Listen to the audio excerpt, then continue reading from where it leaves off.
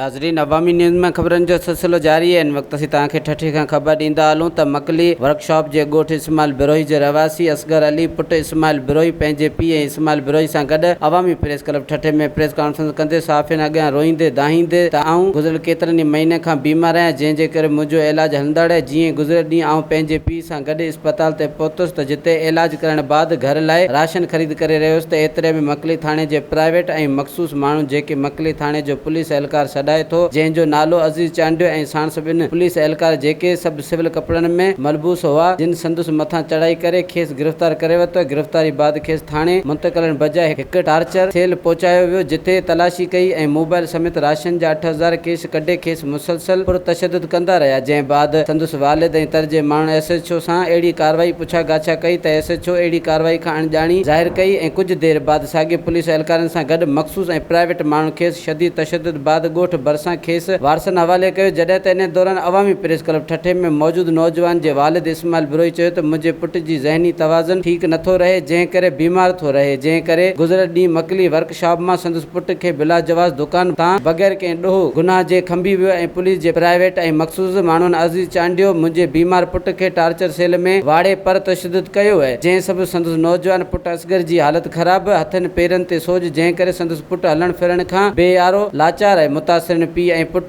SSP ठठो DIG Hyderabad Sindh खां घुर कई आहे त साणुसि तुर्त इंसाफ़ करे मकली थाणे ते मुक़रर प्राइवेट माण्हुनि ख़िलाफ़ इंक्वायरी कई वञे। वधीक ख़बरनि ऐं तफ़सील जे लाइ विज़िट कयो असांजी वेबसाइट awamiNewsHD.com ऐं ॾिसंदा रहो